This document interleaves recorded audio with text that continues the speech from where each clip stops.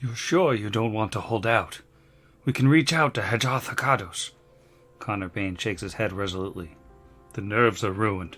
The damage is too extensive. Do the deed, Joram. Quickly. The older man sighs and lifts his axe, muttering a prayer as he lines himself up. Whisper in bronze, steady my hand.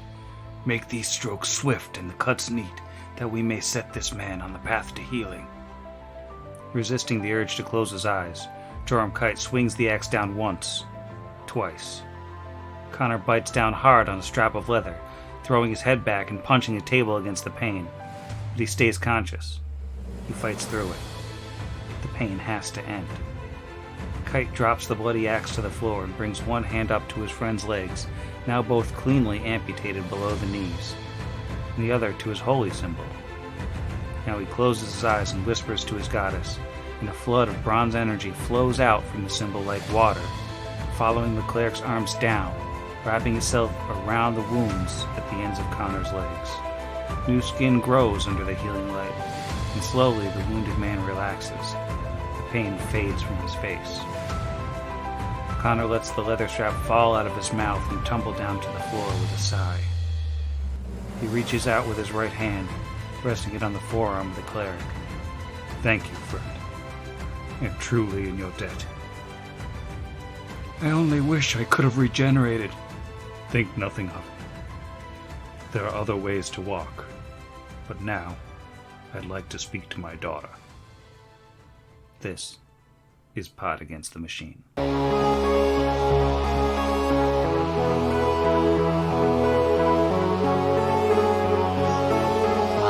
Pod Against the Machine.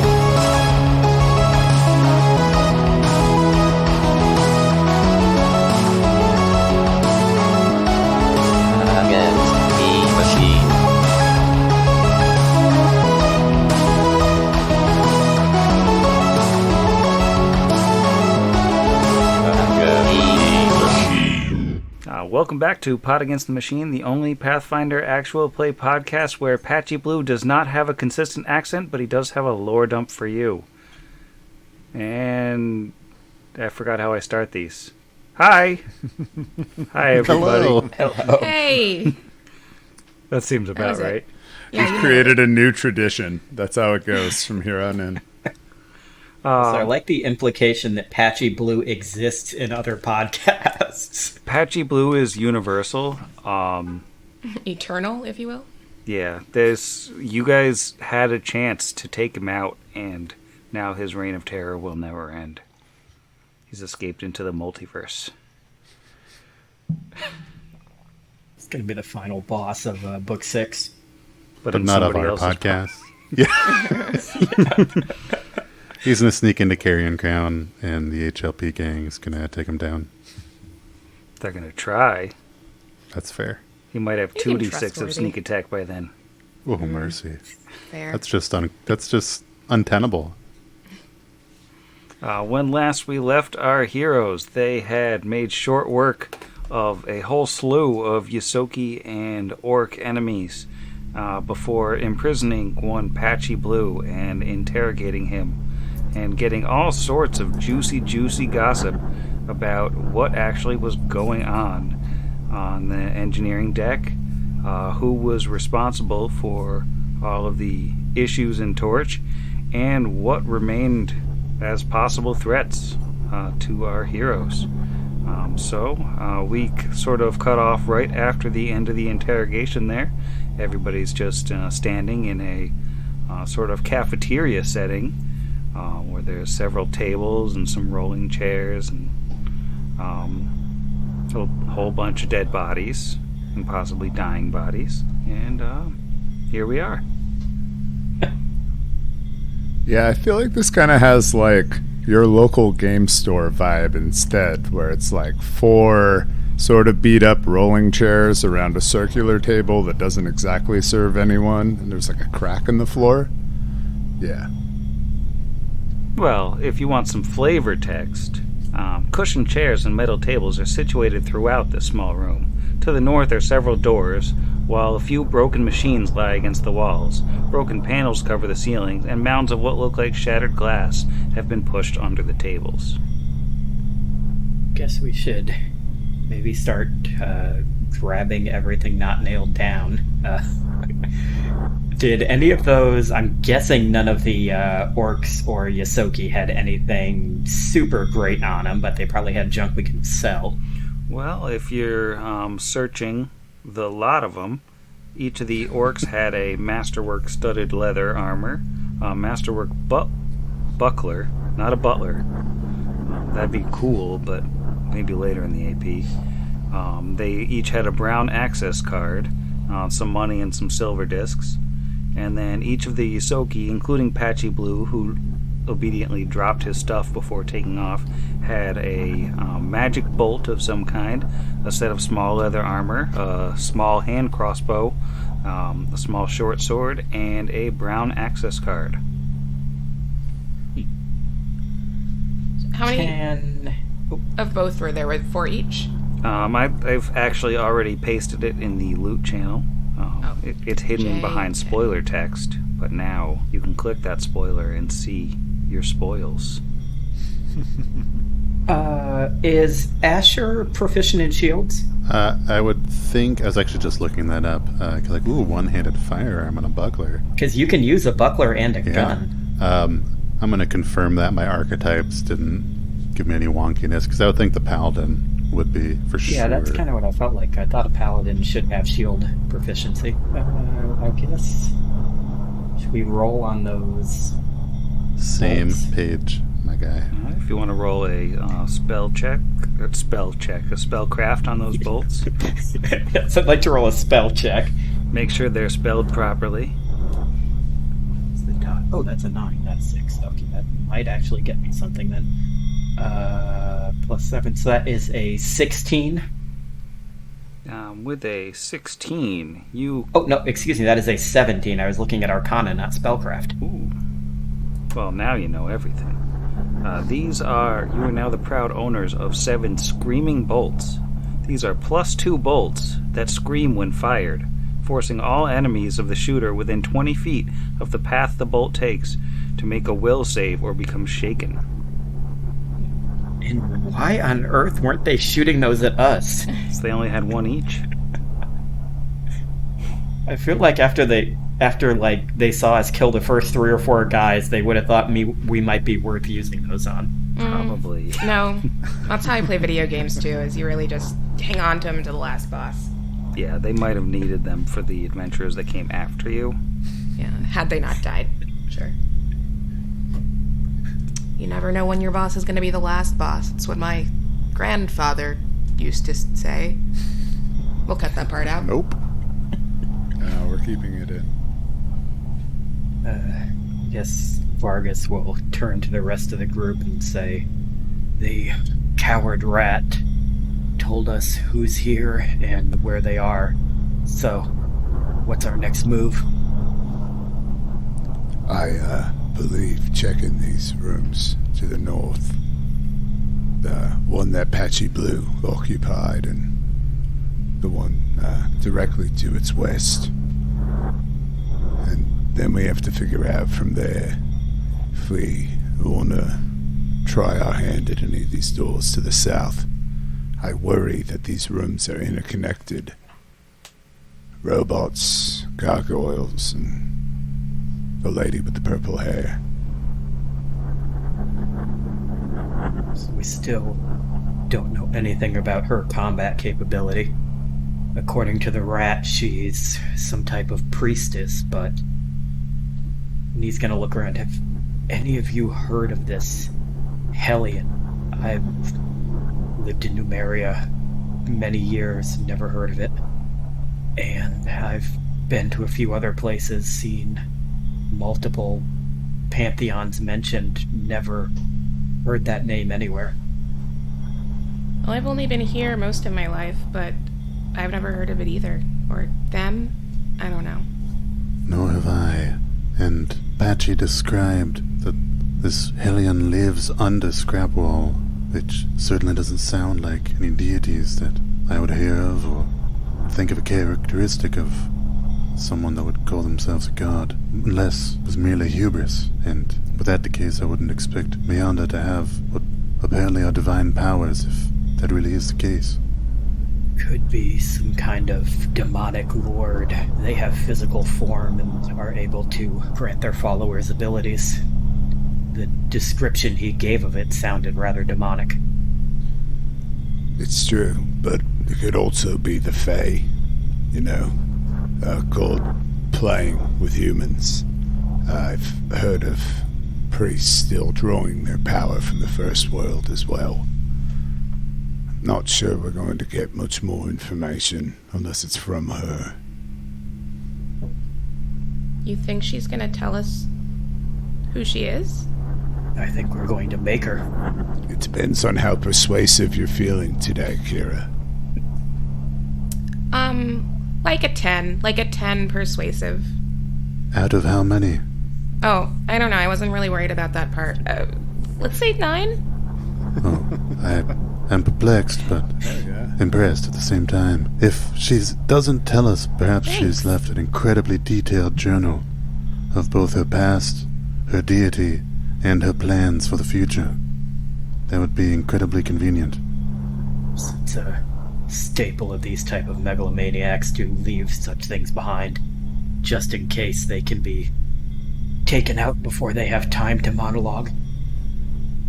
Okay, so I guess we should find her, and then ask questions, and then read her diary. What about the gargoyle? Do you think the gargoyle is going to be protective of the diary because of secrets? I doubt we'll get any kind of audience with her without dealing with the gargoyle first. I don't know, perhaps Brixby could pretend to be a delivery person and say that we require a signature on a package that's too large to come through this door, and then we could lay in a trap for her. See, that's good Linus thinking right there. That's some silver disc heist sort of behavior. That's what I appreciate out of you. Although, I do think that we should consider resting. And to do so, that we make ourselves vulnerable. Unless we choose to say, go up a floor, down a floor. Well, if we search these other rooms to the north, possibly we'll find one that we can barricade ourselves in. And then go find her tomorrow? Well, if we arrive early enough, before she holds her congregational service, sounds like we know exactly where to find her, in this reactor room. Which reminds me, Patchy Blue did say that all kinds of treasure and items that they had found were sort of arranged outside the door as an altar of sorts. I, for one, would be interested in perusing their wares.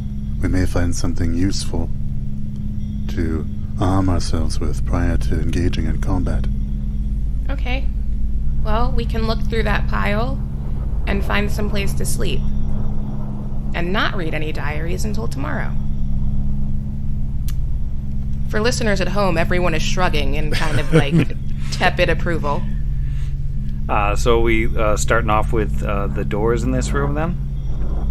Yeah, I guess Vargas will walk up here. This is where Rat Guy was, right? In this one? Or is he in the next door? He was in the one to the right of that. And this is looks like a kind of a dorm room. It's got 2 sets of bunk beds, so sleeps a total of 4. All the light panels that you've grown accustomed to seeing in the ceilings have been smashed out. They're sort of broken glass shoved under the beds. Looks like they were annoyed with the lights and broke them all. Doesn't look like there's anything left in here. Doesn't look like anything really of interest. Some dirty clothes and stuff. What's the door situation look like for this place? Well, the sort of loungy type room you're in has an array of 4 doors, like 4 along the north curving wall. Oh no, I meant like what type of door does this room have? Sorry. Oh, it has just one of those pocket doors that basically you touch it and it opens. And it's not one that you need any kind of key card or anything for, or if you would, it would be a brown. Right. Yeah. Because I was gonna say it's got 4 beds, we could sleep in there, but we wouldn't be able to lock ourselves in. We get murdered in our sleep by a gargoyle, so that wouldn't work. Yeah, I would really worry about us, like, I don't know. I mean, we did just have this massive battle right outside of these doors. She clearly knows we're here. And probably very close. I mean, I don't know. Maybe it's kind of a wild card approach to, like, just sleep in a room right across from the hallway from her and that she won't expect it. One thing to keep in mind as far as making noise goes, this whole deck has that humming like the power relay had, except it's not as like grating like in the back of your head, but it's louder. It's more of like a real audible kind of ooh, like machinery. How like many in the walls. flintlock gunshots would that block out, though? Well, it's definitely harder to hear things over that, especially like through walls and stuff, than it would normally be. So you kind of don't really know, depending on how close these people are, how much they've heard. Mm. Totally. And just the last thing to consider if we are wanting to set up an ambush is we don't know if these rooms are interconnected. We don't know if she's going to come out of these rooms or if the gargoyle patrols, but this room is assumedly covered in dead bodies and blood. So it will be hard to keep the low profile of, like, sneaking up on her. I still think we should rest. I just think that we should consider that, like, we might not get the jump on her that we want if we're going to rest, which we obviously need to. Yeah. I'm curious. We put in that conduit, and I know they had, like, Brixby had to make a reflex save to, like, not get zapped or what have you. Do we get the impression that would we be able to remove it with any and replace it? Like, could we go up the floor, pull the conduit, so they don't just push the up button or whatever? Yeah, go up a floor and lock the elevator behind us, basically. Yeah, I think since you guys did the work to repair the thing, you would have a pretty good idea of how to disable it again. I like that idea, for sure. Yeah, That's a solid. good one. Well, do we want to check, what do we have, this little thing right here, and then that, I think? Oh, and the rest of these beds that just all lit up. So these are all the same thing. Should we roll perception in any of those, Sam, or are they just kind of the same one as the one I'm in? If you want to roll like an overall perception for searching this room, see if there's anything of interest for you to find in here. 14 off the die gives that a 22 for Bricks. Wow, you have a really high bonus because I just rolled a natural 20 and also got a 22. 18 plus 8 for 27. 18 plus 8. 26. Yes. Wow.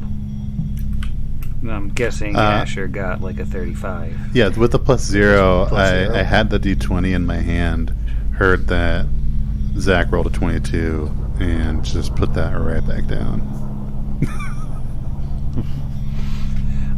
Well, with that, with those beautiful search numbers, while Asher just kind of hangs out playing with his gun, you see that these other 2 bedrooms are much the same as the first. 2 sets of bunk beds, bunch of smelly, wrinkly old clothes, nothing really of interest.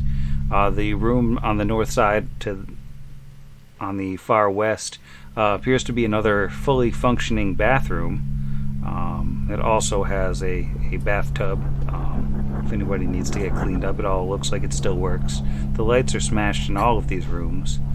And one thing that Brixby and Vargas and Kira come upon almost by accident, moving some of the broken machinery out of the way, so they come upon this tall rectangular machine it's about 5.5 feet tall, and it has on the face of it a glass panel and then a series of buttons to the right of that. But the glass panel has been smashed, and inside are these sort of shelves of metal rings, and in those metal rings, in each one, there is a goo tube. A goo tube. Called it in the chat. Right there. Oh, they can't did. see it at home. But May Caldera's damn. blessings never Wow. cease. You That's have fan found service to me. Surely, this nourishment is a gift and a sign. Well, I'm actually pretty sure we still have like 118 of those in the bag of holding, so maybe we're Yeah. good and we can leave that for someone else. Vargas starts tossing them into the bag. Yeah, I don't know why anyone else would come down here. We killed all the rat folk.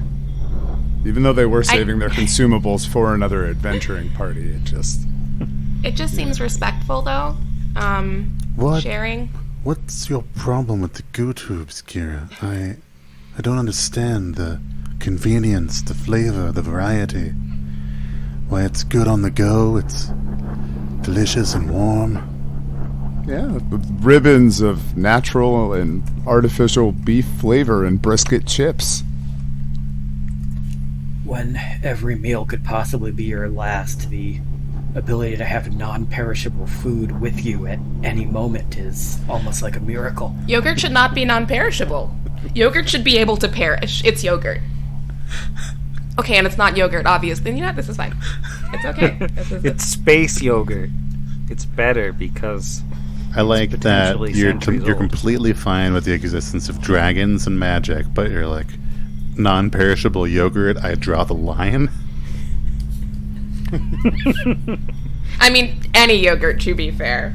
It just shouldn't exist. But hey, like, protein goo is important, I guess. So here we are.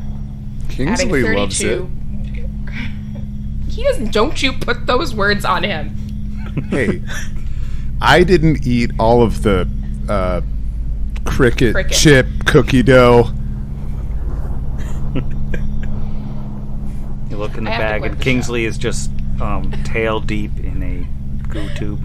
I like Basically that. made a home Is out of it. Kingsley in the bag No, of holding? Kingsley is in the backpack, Where and he lives now. he now has a pot belly that drags on the ground because he's just full of goo tubes. He's down to a plus five fly bonus because he's full of goo. But his con modifier's up. I can put it in the other one. That's why. But yeah, that's about all of interest in the engineering lounge and adjoining bedrooms. Also, I believe Vargas definitely killed that orc last session. He does not have an X over him. Does he not have an X, or does he have so many icons on him that you can't see the X? Yeah, Oh, he has sure. literally all of the icons. Oh yeah, there is an X as one of them. I forgot you did that whole border of icons. I was hoping it would coat him, but they just got smaller and smaller, which ruined my dreams. We're switching to Foundry. Sorry, Sam.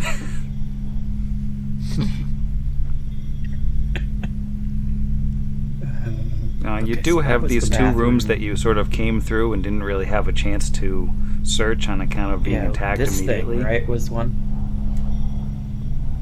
Oh, and I guess, yeah, you're right. We didn't search this big one with the boxes, did we?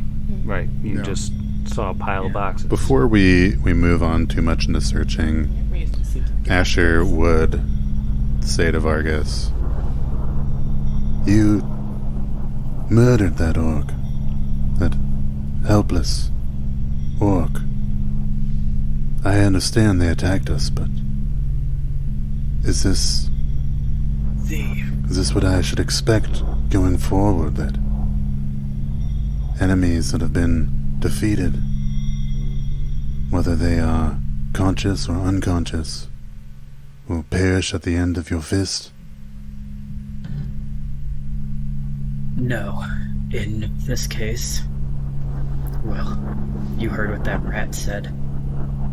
The Lord in Iron does not kindly accept cowards or blasphemers. An orc switching his allegiance to some ridiculous, unknown god living under a scrap heap is an affront to Gorham. And you saw how much of a coward that rat was. Granted, I did expect the orc to give us something, simply because the laws of battle, we were clearly shown to be the victor, but it would debase him to wake him up and have him spill his guts to us, as a follower of this ridiculous hellion clearly would. Better that he die in battle and possibly be redeemed in the Yes, Iron's eyes. I would agree if he did die in battle. The concern I have is that if you are taking it upon yourself to, whether in battle, after battle, decide the ultimate fate of everyone's lives, what sort of path are you putting yourself on?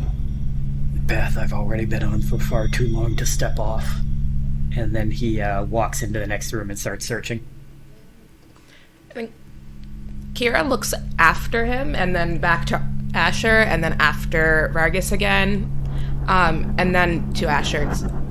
Are you okay?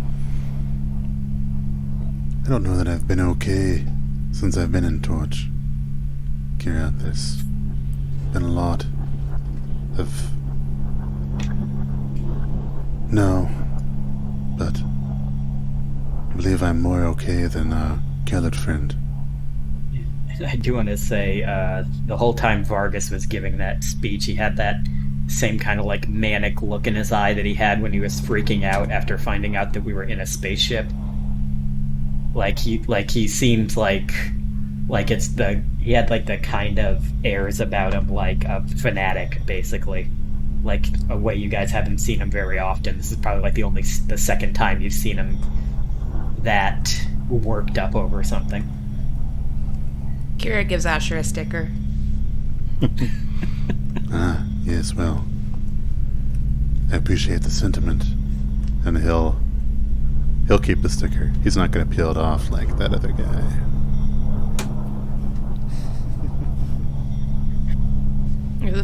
Sorry your friend murdered someone in front of you. That's a bummer, says the sticker. Yes, leave it to Michael glitter. to carry stickers for every occasion. It's actually a Joanne sticker, but yeah, you're welcome. Yeah, Asher will just kind of nod and adjust the masterwork buckler on his arm. Kind of, that's not something he's used to having, but he'll look to Brixby and say, I rather much prefer your way of doing things.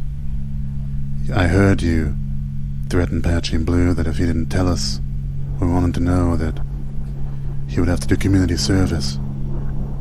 I believe you said you were going to paint the walls with him, and that is certainly a much more agreeable method of rehabilitation. And with that, he'll walk into the next room.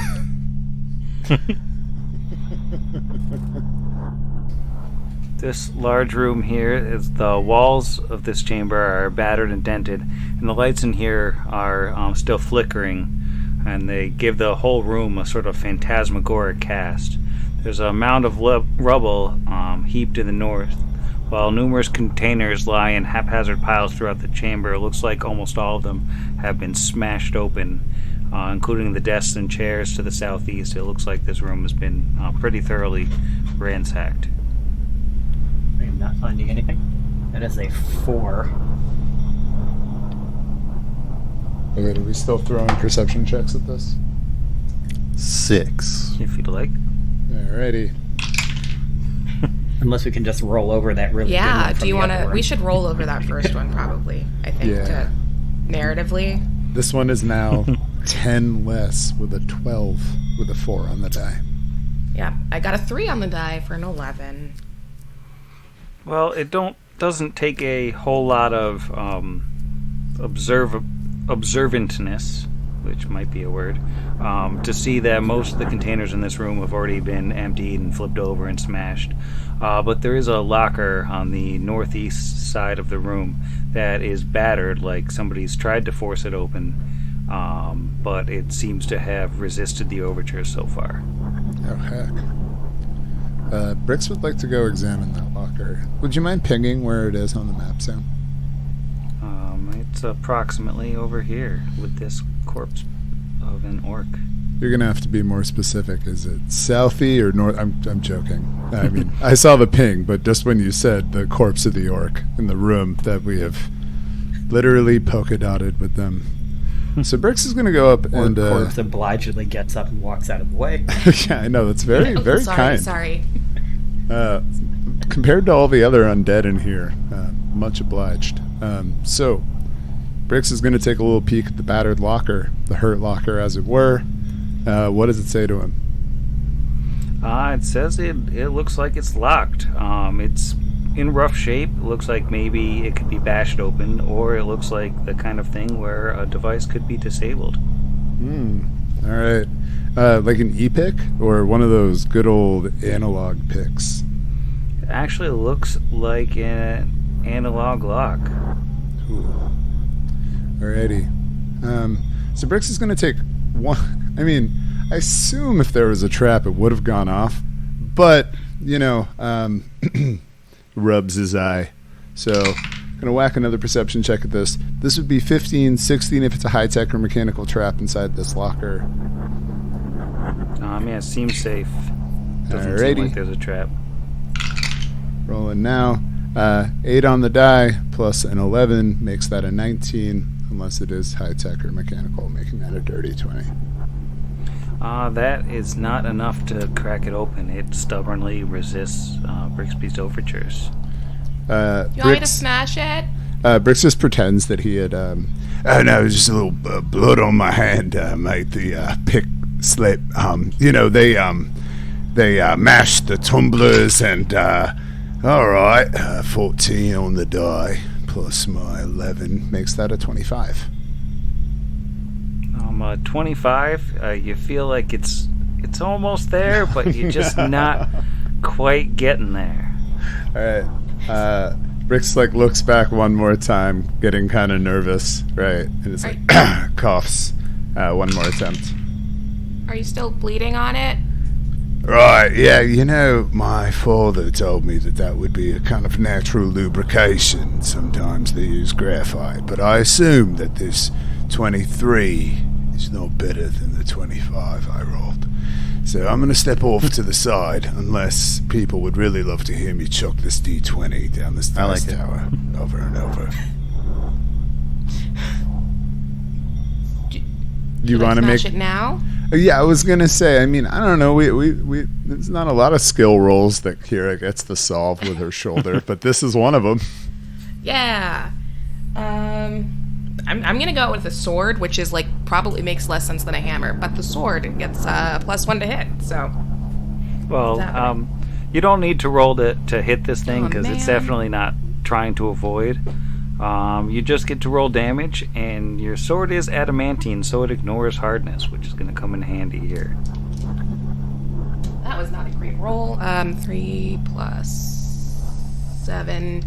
3 plus 6. 10, 9. 9 points of damage. So, she'll look at Brix, meaning I'm also so bloody right now, and lubrication, and my dad. So. Do we have one of those creatine high electrolyte pre-workout Gerts in there for Kira before she gets another swing at it? I was thinking perhaps Rockin' Ranch Raspberry. For the listeners at home, I can't tell if Izzy is laughing or holding in vomit. It's a little of both. Little column A, little column B. Pod against the machine way right there. I would say it's going to take probably 2 more swings from Kira to crack this open, but we won't make you roll for him because it's just a matter of getting up to the damage. Well, so she'll just, keep whacking it. Yeah, after The locker, which ends up that. after a few more whacks with the special, almost magical greatsword, the door of the locker pops open and the contents come spilling out. And you see 2 batteries, 2 silver discs, a strange ball kind of thing. It's like a white ball with a black top. It's like a plastic sphere. It's about the size of a fist. And hold on, let me find the descriptions for the other things. You'll find what appears to be a large, like, 2-handed gun with a spike loaded into the barrel where a bullet would be, like a kind of a harpoon sort of thing with a tether coming out of it. And then the last thing is... Like a grappling hook gun? Sort of looks like a grappling hook loaded into a gun, yes. Oh my god, yes. And then That's awesome. Let's see, and the final thing, as I search, is a small pod-shaped device that has a red dome on the top of it. And we can take engineering checks to identify these items. Can I determine if this pod is for or against the machine, Sam? This pod actually is a machine. Oh no. I thought it was an easy button from Staples based on the description. Just whack it, torch comes on, zooms in on Asher's face. That was easy. Boom, new sponsorship. Partner. And that's the show. All right, yeah, I'm gonna throw a knowledge engineering at this. And Sam, did I miss you? I'm sorry, Zach, go ahead. Oh no. Did I miss you describing a small white striped key card, or because I was typing things into the loot sheet, so I want to make sure. I mean, I think you missed it in that it didn't happen. See, Sam, So you missed it. Nice try, for though. for prep, we've all been reading this book called The Secret, and we're just really trying to make this white key card happen. Manifest. Every session. Editing, I've seen that we've brought it up at least 5 episodes in a row, so I'm sure it's right around the corner. And it's weird that, like, every time you bring it up, it actually moves it back a room. And I'm not That is controlling weird. that. The PDFs keep changing. It's weird. But that 12 in my die gives me a 21. I had a 23 total. I almost never outskill Brickspace, so Oh, you got pretty strong engineering chops. I feel like that's where we really neck and neck. Let's start at the very beginning. The small pod item is an emergency beacon. It emits a bright red flash from its dome every 6 seconds when activated. Amazingly, once per round. The beacon also transmits its location. Any device capable of receiving signals of the sort can pick up a beacon signal, which can be tracked back to the source with a successful knowledge engineering or survival check. The beacon's transmissions have a range of 100 miles over flat terrain, but the range is halved by forests and hills and quartered by mountainous terrain or water. So it's a low check. So, just quick aside, because we had mentioned this, was Scrapwall 100 or 150 miles away? I know, because I know that, like... Oh, sorry, go ahead. It's actually 105 miles away. I don't know if you ever specifically found that out. Okay, cool.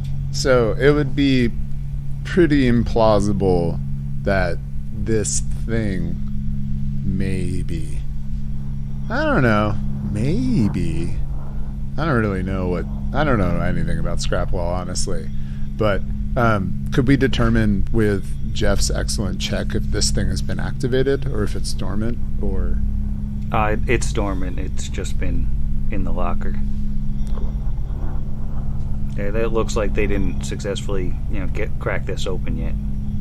Oh yeah, I was just wondering, like, maybe a bajillion years ago that they were like, oh man, we're crashing into Galarian. Anywho. Quick, turn this on and lock the door. I don't know. I mean, they were also like, dangerous plant, what does it eat? I don't know, probably not us. Cool.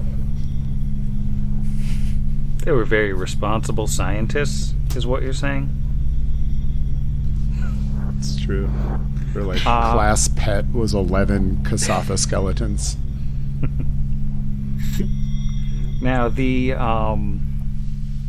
strange item that looks like a gun with a spear in it is an auto-grapnel.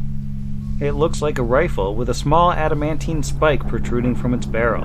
When fired, an auto-grapnel launches the spike with a muffled bang. The spike trails an incredibly strong and thin metal cable behind it. An instant after the spike punches into a solid target, tiny spurs lance out of it, anchoring the spike in place. An auto-grapnel's cord is long enough to allow the grapnel to reach a maximum range of 300 feet, and the internal retraction motors are strong enough to hold up to 500 pounds of weight. If the grapnel misses its target, it can be rewound into the gun as a standard action. Reattaching the barrel to the gun is a move action. Reattaching the grapnel, rather, to the gun barrel is a move action. An auto-grapnel strikes with an effective strength score of 22 for the purposes of determining damage. If it strikes a creature, it remains lodged in the target and connected to the rifle and its wielder by the metal cord. If the wielder retracts the cord while it's attached to the creature, the auto-grapnel attempts a pull combat maneuver. If used against objects, an auto-grapnel can pull an item that weighs 25 pounds or less back to the user as a full round action, or it can pull a heavier object that weighs no more than 100 pounds back to the user at a speed of 20 feet per round. When attached to a solid object, the gun's retraction rate can be set to maintain a taut line when the gun is attached to a harness worn to aid climbing checks. This is my favorite thing ever. This thing is so cool. This is amazing. Why is this not an artifact? Why is that stupid power relay, the headache box, an artifact, and punchy, shooty, fly, come over here is like, get over here? I don't know. I'm Scorpion. I'm new to the games. Yeah, this is basically the gun that Rorschach had at the end of Watchmen when he was fighting in the staircase. Apt. Awesome. Is there a harness in there too? Because Ash should be buckling that on and say, yes, this could come in handy. No harness is mentioned, so I'm not sure what the deal is there. You have to make a harness. It should be mentioned that all three of these items are time-worn. Oh, man. The final item, the fist-sized plastic sphere, is actually a panic suit. When activated, it envelops the creature holding it in a full-body protective suit. While activated, it provides immunity to low radiation and resistance against all forms of energy except sonic damage. Its air filters grant a bonus on saving throws against inhaled poisons and diseases. Panic Suit is a single-use item. When its charges run out or its wearer deactivates it, it falls apart into useless fragments. Yeah, that's kind of interesting. Yeah, that's pretty cool. And I will also pile that on the imaginary pile of things relating to radiation that I don't want to think about in these games mechanically, Sam. There's definitely no radiation coming up. Definitely not in the reactor room. Definitely. 3.7 Rudrens. I don't know. It's been so long since I've watched that. Not bad. Not good. All right, so we got some stuff. Cool. Is that all going in the bag of holding? Well, I think maybe somebody, like literally anybody here, could benefit from hanging on to that old suit. Yeah. I don't think that should go into the bag, but I do think. Yeah, someone should probably keep that on them. Yeah, I'm happy to roll for it, or anybody else. I mean, like I said, Bricks, I think, got the ring last of the magic item disbursement. I feel like Brixby would be the one most likely to be the first one walking into an area that he could go like, oh crap, and have to slam that onto himself. Yeah, I think in-game, I think Kira would probably want to give it to Brixby. It's just that you almost die a lot And we need you to open doors and stuff. And also just, be our friend. You were also good in that way. Yeah, I just have this feeling that this invisible force that controls me just isn't very smart. But maybe this'll help. It's called what, a panic suit? Panic Yeah. room?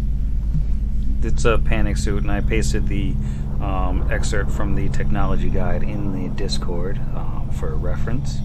Because while you wear it, it grants an AC bonus of +2, and it's got all the weight and stuff in there.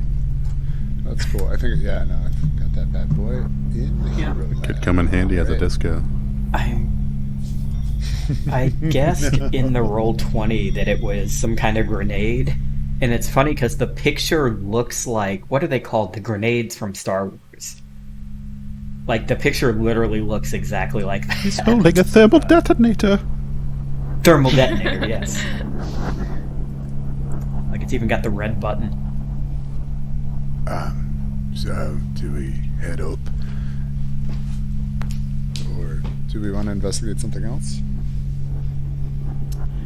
I think we searched everything on this floor that we're sure doesn't have enemies behind it, didn't we? Won't kill us.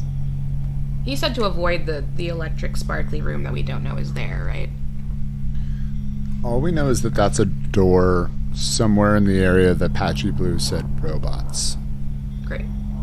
Or possibly Gargoyle Services Room, because from what I understand in the, large block below us, I don't know. Based off how everything else is on this ship, I assume that at least some of them are interconnected.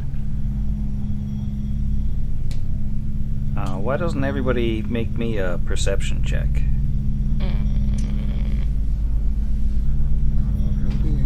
Switching to a die. That is a 6.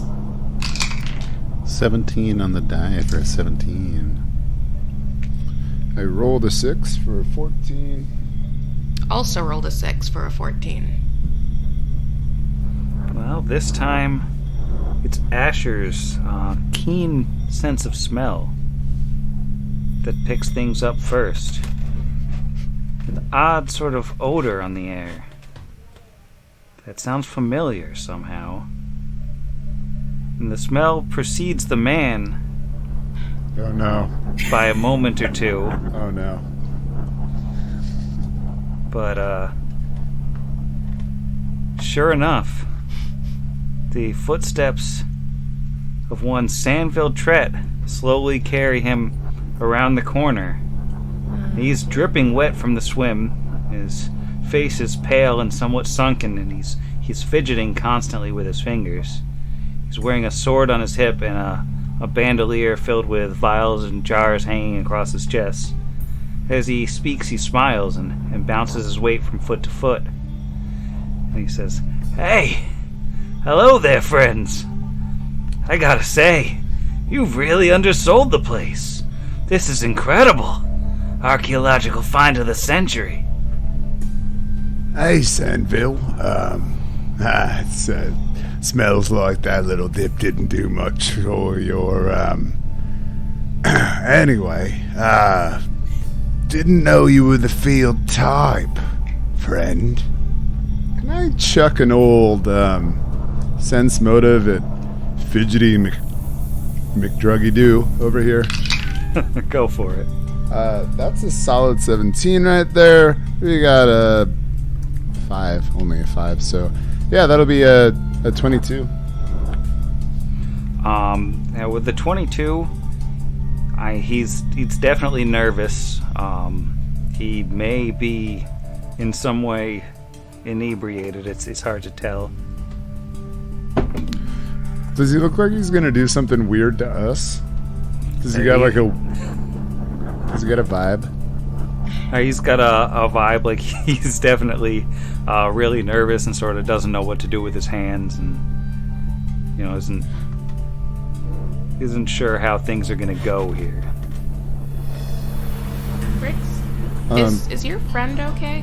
So Brix is gonna, in as much as the party has come to know each other over the past couple days, look into the eyes of everybody else in the party and express some grave concern. Not the joking concern that he normally, like, Sandville's awful and he kidnapped me. That's what friends do. It's fine. No, it's like a kind of put your hand on your hip there, gunslinger kind of look.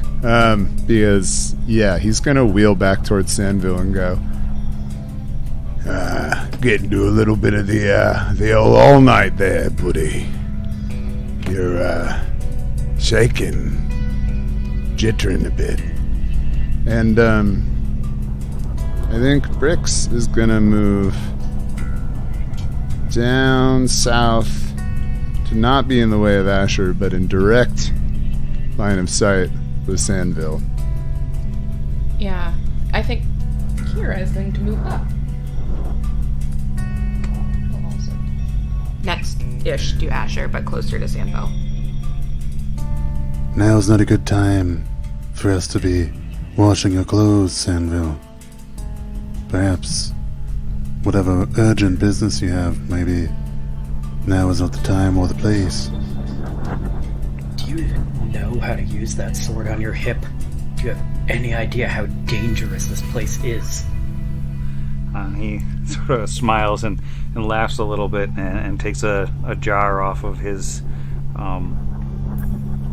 bandolier, and he says, see, I thought we had a relationship going, and we weren't necessarily friends. I know you don't necessarily like me. And he takes the top off and throws the contents of the vial back and lets the jar drop. He says, well, we were gonna share the bounty under the hill, right? Yes, we're still awaiting the rest of the payment from our previous transaction. Yeah, but even more pressing, what's your quaffing there, mate? You're making us all real nervous. And he sort of laughs a little bit. He's just a little medicine, I get nervous and, old habits. He takes another jar off his bandolier. He says, No, I totally understand, mate, as Brix draws his wand of magic missile. Nervous. Old habits. So hold on before you drink the next one. Because, well, I'm not going to use any more colorful language that might be misinterpreted by any members of this party. But we've had a very long day. And as you can tell, the way that we've been dealing with it has been colorful, expressive, and, well, frankly, all over us and everything else. Now, our business exists outside of the hill, Sandville. Under here, I'm not your little rat boy.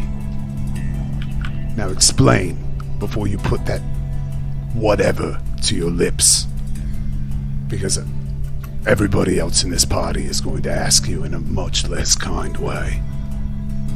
Steps forward, 1 5-foot step, putting him out of line with everybody else. Friend.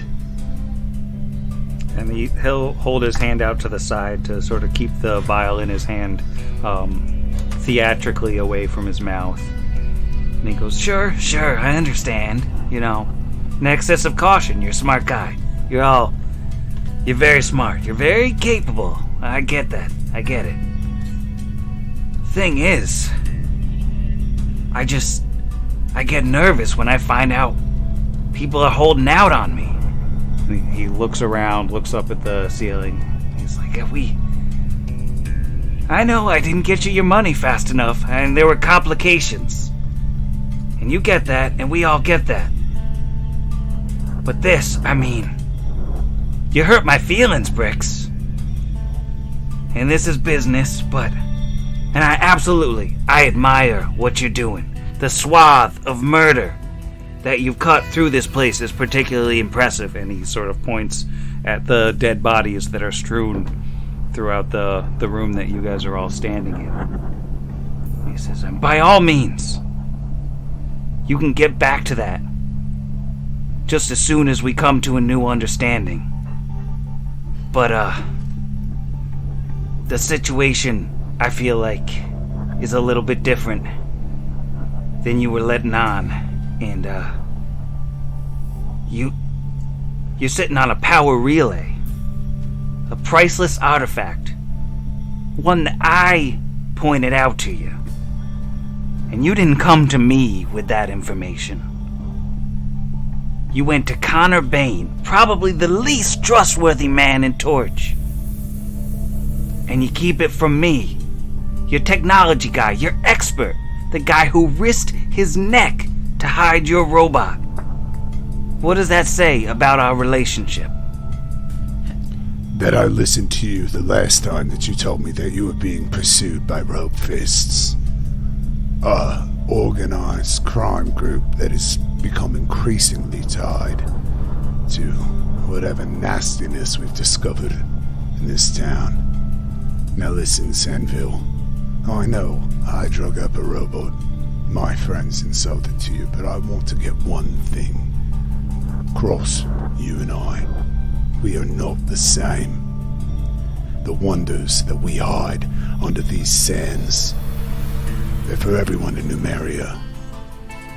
They're not for the Technic League, not for grubby hands of merchants. Now sure, a little coin can pass here and there. Something of this size isn't to be melted down and sold by men like you. Now frankly, Sandville, I think as a business courtesy for our future relationship, I should turn over negotiations to one of my perhaps less impassioned party members. Asher? Yes, Sandville. You did point us in a direction of activity in a warehouse, and we thank you for that. But we won't apologize for trying to relight a torch and restore the daily lives and function of an entire city simply to detail an inventory of technological wonders we may have unearthed in the process. If that offends you, then by all means, feel free to refuse our business in the future. But if you seek to threaten us and demand some sort of agreement, or that we owe you anything, I'm afraid that we're not in the business of bending the knee to anyone who comes down swimming through a weeping pond with a sword. How did you even get here alone? Are you okay? I mean, I'm good. I'm great. And there was... Kira just walks over with like 5 bottles of water. It's just Here, have a sticker. A sticker. And there's nothing between Torch and here but a sand, which, I mean, that's crazy. But, and you guys didn't leave anything alive in your wake. So I just walked. I just walked until I heard voices. Walked from where? From Torch. I found out about the relay, and But found out from whom? from your buddy there, Connor. If that's his real name. Why did you say that Connor is the least trustworthy man in Torch? What did you mean? I'm sorry. I've been sworn to secrecy on that subject. You're gonna have to ask Master Bane himself about that, because when Sandville Tret makes a promise, he keeps the promise. I'm not here to threaten anybody. There's one of me. There's 4 of you. I'm not a fighter. I'm just a salesman. But, I don't think you guys get what you're sitting on top of here. There's no way we can keep this from the Technic League. It's too big, and they're too smart. But all that stuff I told you before, about how they'd throw us in jail after we reported it, And that's true for most people. But it doesn't have to be true for us. Your old pal Sandville, he's got an in with the League. Might be I can turn this discovery of yours into a very lucrative career for all of us. You followed us down here. When he says he's got an in with the League, Vargas is going to do something unless the rest of the cast decides to stop him, because he's going to start walking forward towards this dude. As Vargas walks towards him, he's going to sort of match him step by step, kind of walking backwards, still holding his hands up like he's not going to do anything. He's like, hey, get your boy here. We're trying to have a conversation. What do you mean you have an in with the League? I just mean that I'm sort of an independent contractor. They, every once in a while, they ask me some questions. Maybe they'll point me somewhere, ask me to keep an eye on something, maybe help them find a little contraband, and they toss me a little money now and then. That's it. I'm not part of the League. But with a find like this, we hand it over to Gartone on the platter. I mean, that's a free captaincy for anybody who wants it. The sweet life. Do you have any idea who those people are? And he's still, advancing at it. What they stand for, what they do, what they've done. I'm not here to deal with old personal stuff. Whatever you got with the League, you don't got with me. I'm just a guy who's trying to get by. Then why are you here? You came all the way down here to tell us that you kind of work with the Tectic League? What do you want? I came down here to see for myself what else you were hiding once I found out that you had a priceless artifact that you weren't telling me about. You stay the hells back. You stay the hells away from me. And he takes his free hand and he pulls a pint jar sized vial of liquid off of his chest, and it has a rainbow swirling sheen to it like oil, and he pops the lid off of it with his thumb. He says, I want to do this peaceful. I want to do right by all of you, despite how you've treated me. But don't think for 1 second that this is ending any way but the way I say. If I have to, I'll kill the lot of you. Now. Sandville. What happened to Connor in the Gearfather? What do you mean Connor told you about the transmitter? He told me right after I fixed him, because I'm a stand-up guy. Can we Where's throw Val? a Fixed. sense motive at that statement? Yeah. I would also like to do that. All right. I am rolling pretty middling. It's an 11 plus 5, 16. 16 plus 3, 19.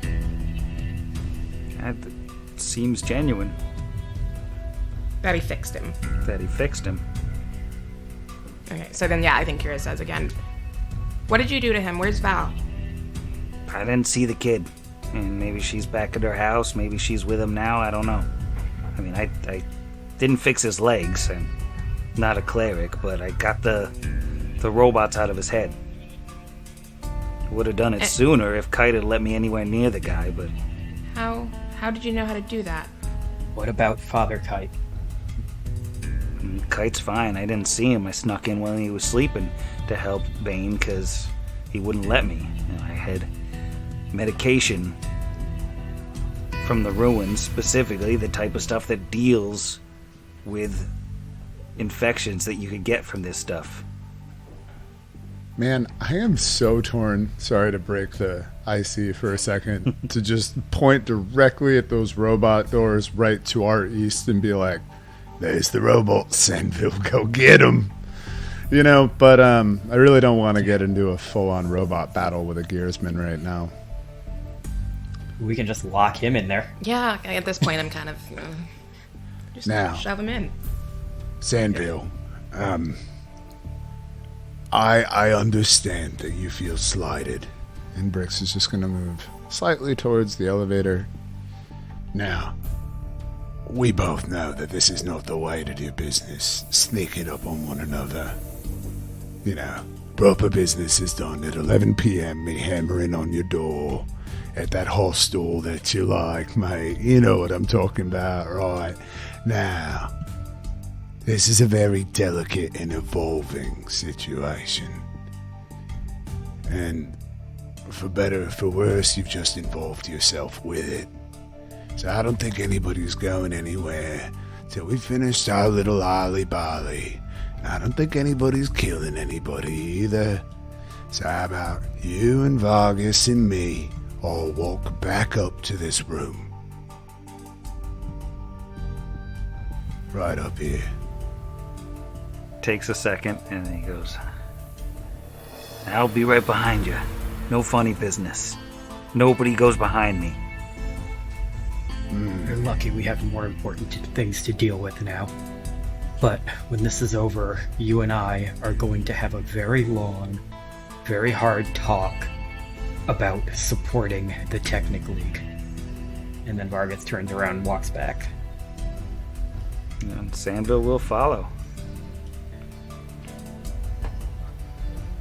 Before Asher moves out of his way, he's going to look at Sandville and say, on one hand, you say how badly we've mistreated you, as though with your sense of entitlement, you feel we somehow owe you something. And then, within the same breath, you say you'll kill all of us. Let's say you put your medicine away if you really are willing to have a conversation as a sign of good faith. And I'll roll diplomacy. 24. And he'll pop the smaller vial back on his bandolier. The larger jar, he said, top of this one's back there. I'll get it. I fire the harpoon at it and I retrieve it. It's 500-foot range. Just picking up Roll a garbage outside D100. with that. Does it weigh less than 25 pounds? I'm kidding. So.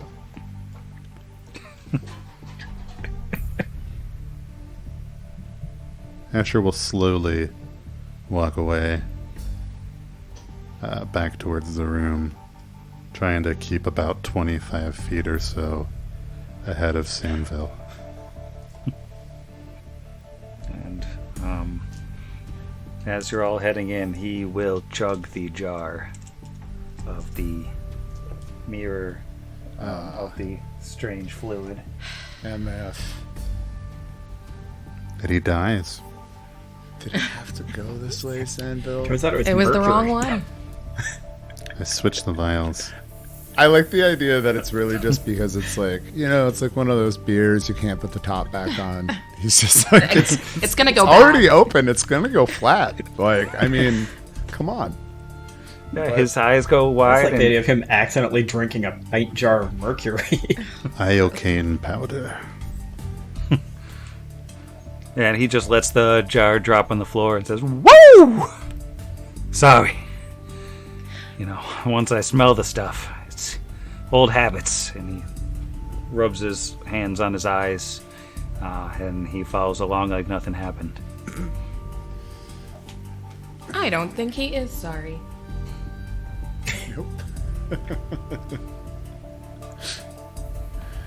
Oh, man. Sandville is way more Lou Reed than I ever imagined before.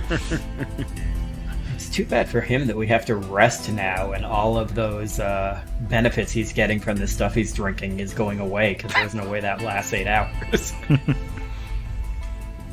So Sandville has followed you back into the room. What's the plan here? I'm Tell them our plan to turn around and go back up the elevator. we're going to bed. I am not.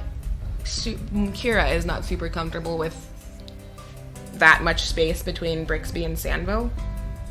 Like, I just don't... She's not leaving Rix alone with him, so... Yep, there we go. That works. This feels really tense, Sam. Like, it just feels... You know, I'm gonna a lot level happening. with you, man. This feels real tense. I don't know why. In all our talk about robot rooms and gargoyles and Hellion, never once did I consider the scenario where old Greasy himself comes around the corner. You got me. Yeah, that was unexpected. Well done, Sam. Metal. I'm gonna try something and see if it throws old high guy off his game a bit. Rix is gonna look back at the group, turn back to Sandville and say, So, Sandville. Hellion. What do you know about him? Never heard of him. is it even worth sensing his motive at this point? Is his motive capable of being sensed? Has he Right, yeah. transcended truth and veracity itself?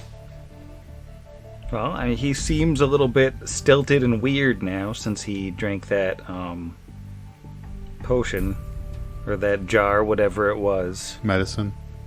He seems like he might, sort of have trouble lying right now. Yeah, maybe. Well, didn't evoke any response, but it's figured we'd break up the line of questioning that seems to just cyclically go to, what are you doing here? And he's like, what do you mean? I'm here. Here I am. Here I am. What are you going to do about it? So, I was kind of hoping for like a Beetlejuice situation. We'd turn around and be like, Hellion, and then he would be like, "Ah, here I am." That was a little bit disappointing, but hey, we're not dead. You also need to say it a couple times. Yeah. That's Well, I true. mean, because we don't want to risk any sort of what's that thing of when you steal stuff that's not yours? So you just say it, shoot it 4 times and not 3. You're a well-traveled businessman. Sandville, have you ever had a reason to go to Scrapwall? Nah, bunch of garbage up there. The League doesn't care about that place, and neither do I. No, not really any money to be made. Yeah, I understand as a merchant, making money is certainly your top priority. I don't mean that pejoratively. So you must expect that I'm curious. Did you simply help Connor Bain out of the goodness of your heart, or was there an exchange of goods and services? I just saw a guy who needed help, and I helped a guy. You Like I saw a said. guy with information, and you pumped him for it. I'm sorry, Sandville. I've known you longer than anybody here. Let's drop the Good Samaritan Act. Let's be honest with one another. Now, you and I both know that the Technic will never leave Torch alone if it knows what's under this hill. Life will never go back for, turns to Kira. her kin, the people we've met here. I'm not sure that, I'm not sure that I can trust you to not tell them in your current state. Do you think you could muster some discretion for us there, buddy? See, I still think you're not thinking about this clearly. Sure, you've got... The town's got issues. There's money in it for the town. They need the torch. They need their taxes. Think of what you could do from a cushy office in Starfall. You turn this over to the League. They dig this place up. They do whatever it is that they do. We work out a deal with them. They cut the taxes on the town. They turn the torch back on. Maybe they even let the old lady keep some amount of control over the place, and everybody walks away happy. But if they don't come by this peaceably, they wipe the town off the face of Galarian. and you don't get rich. You're lying. You just want the money, and you're gonna hurt everyone here and leave us alone. You're just trying to scare us. If it weren't for people like you telling them, the League would have no idea what was going on here. The torch has only been out for a week. If we're lucky, we can have it back on tomorrow morning. If it weren't for you letting them know, the League would have nothing to do with this town. See, the League's gonna find out. They're gonna find out from me, or they're gonna find out from somebody else. One of you guys is gonna get drunk and run your mouth. Or somebody's gonna tell the kid, and the kid tells some other kid at school. It's gonna get out. But the way I figure it, we do it on our terms. We don't turn the torch back on. We leave it off. We send word to the Technic League of what's going on here, and we secure this place. We do it all very theatrical. They get here, roll into town in big numbers, and it's all, "How do you do?" And I greet them, and they're all like, "What's the meaning of this?" And I'll be like, "Check this out." And then I send you the signal, right? And you turn the torch on. Oohs and ahs abounding. We just did a miracle. And then we bring them down, and we give them a little tour, yada yada, easy street forever, because they're all happy. Or you try that, and they kill you and take everything anyway without having to pay a penny. Yeah, I was about to say, after walking through halls of untold wonders, the most implausible thing I've run into under here is what's spilling out of your mouth right now. If you think the Technical League will give you some position of power because you give them yet another wonder gifted to us from the stars to grind up, to turn into a weapon, to hurt and kill people. Sandville, my friend, this conversation is very grave. You're discussing the future of her people, of the ones that we've come to know and trust here. He's gonna sort of crack his neck and take another step back. Just say, "You're not listening to reason. This is the only way forward. Yeah, we win. Yeah, I win. But everybody loses in the other scenario. You don't know Gartone like I know Gartone. He'll be happy. He'll be grateful. And he'll owe us." Vargas takes one of his... Well, he doesn't have the moderate anymore because he gave that to Brix, but he drinks one of his Cure Light Wounds potions, just kind of pops it and drinks it the same way Sandville's been drinking his thing, and he says, "By the way, did you say you already told this... Garçon, was it? Gartone. What was the name? Garçon! You already... you already told... French waiter. The Mater D, the... You already told this Gartone, or that you plan to tell him?" He sort of winces a bit and shakes his head like a shudder was coming over him and says, that's for me to know. It's privileged information." How privileged? Like the privilege of being alive, or what would you rate that on a scale of 1 to 10? And she'll just casually place a hand on her sword, and I will roll an intimidate check. Sorry, you probably can't hear that. I will roll an intimidate check. That is a 13 on the die plus 8 for 21. And he definitely looks a bit shaken by that.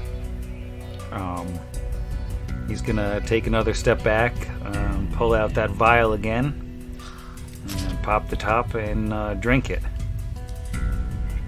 Okay, so the intimidation route is not great.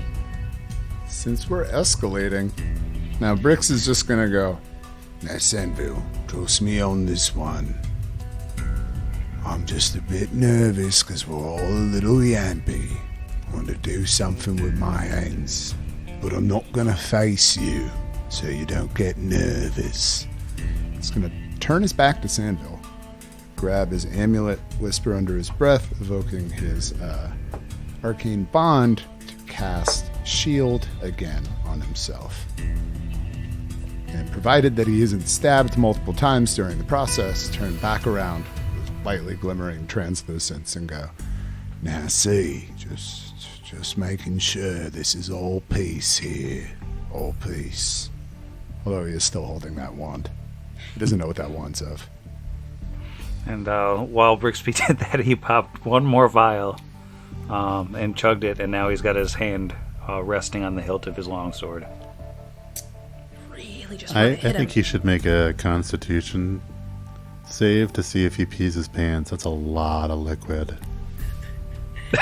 Chugging it. It's gonna at least be bloated.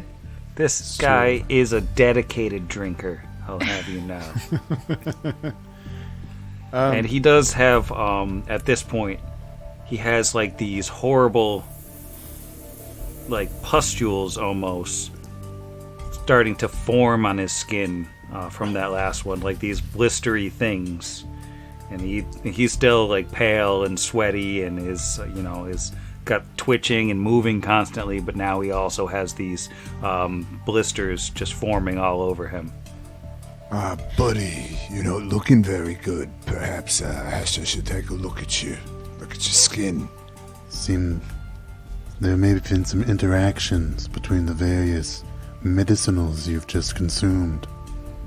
He says, perhaps you should stay the hell back. And he draws his longsword.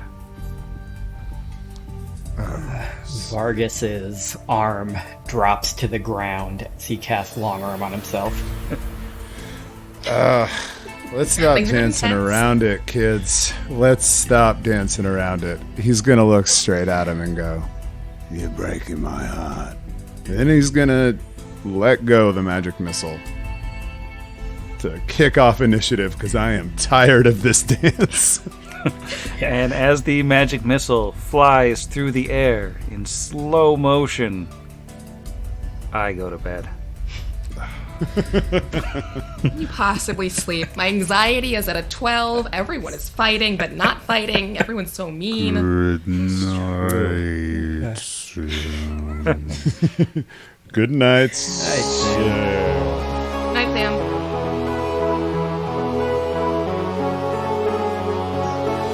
Hard against the machine.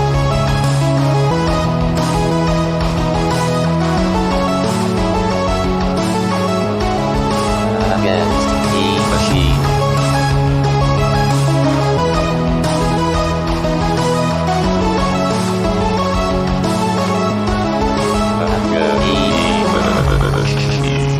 Pod Against the Machine is property of its creators, all rights reserved. Pathfinder and the Iron Gods Adventure Path are properties of Paizo Publishing. Please visit them at paizo.com for more information. Theme Against the Machine, written and performed by our own Zach. Please consult the show notes for additional music and sound effect licensing information.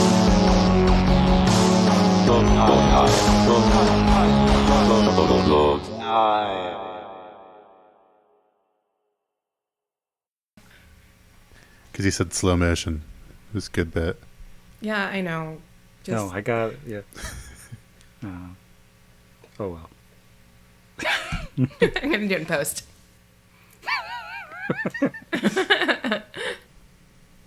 What kind of cool cafeteria did you have where you had rolling chairs in it? Because mine didn't.